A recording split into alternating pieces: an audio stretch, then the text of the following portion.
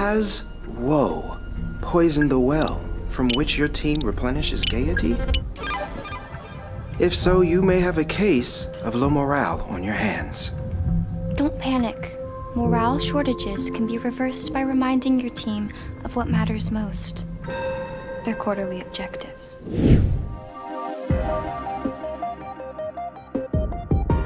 What I was thinking when I was shooting these scenes, the scenes in part 2, was that it was a lot like, you know, as an actor, I see another actor in 20 movies, and I have an impression of them. I think I know them. It's like audiences with actors.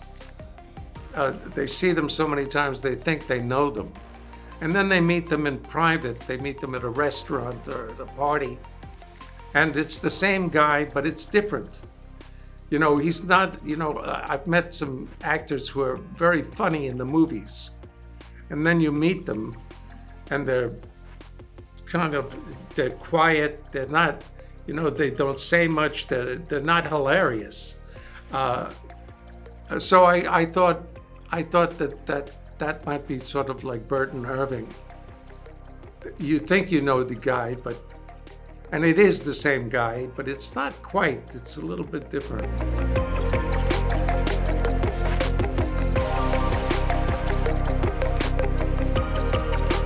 That idea of the paintings, that came from Dan Erickson. And when he presented the idea, he spoke to Ben about it, and Ben's follow-up was, you need to talk to Tramell about this. So we're taking a risk introducing this topic, you know, these paintings, and how Milchick responds to it.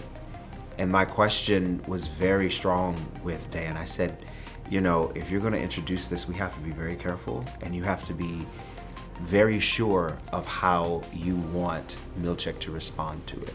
Because there's many different avenues that you can take. He could be one that ignores it.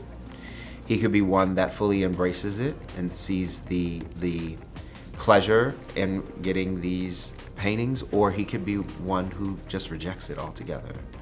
And so what we see in that moment where he's with Natalie, who is also a Lumen member of color, and who also have received these paintings, there's that moment where they're looking to each other, and Milchick is looking for an answer. It's like, what is this? What do I do with this information? And he doesn't get it in that moment. And they're both asked to develop a performative way of receiving these paintings because the board is listening. So that in of itself has an extreme level of awareness, of otherism in a way, and it also speaks to the corporate nature of trying to include people in history and trying to include people in their corporate structure. And what we see moving forward is what he does with that information.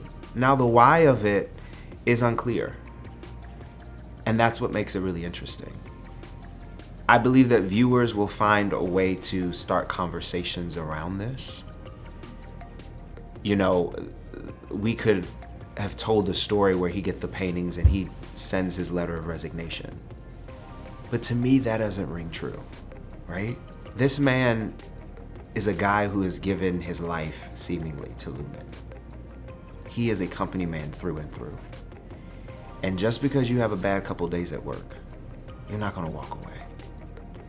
And what he does in the subsequent episodes is he takes those paintings and he pushes them away in the closet. And I'm reminded of the many times that we ourselves, in our own society, our human nature, where we're around people who are problematic, where we work for companies that are problematic, where we're in relationships with people and they do something or say something that we ordinarily would walk away from or think we should, but we excuse it. We put it in the back. We say, oh, that didn't happen. Oh, it's okay. Oh, I'll find another time to deal with it. And those are the conversations that I hope start to surface from there. And even more, because I'm sure, you know, our fans are brilliant. They are highly passionate, and they'll find other things that I haven't even realized or thought about. And so I'm looking forward to those conversations.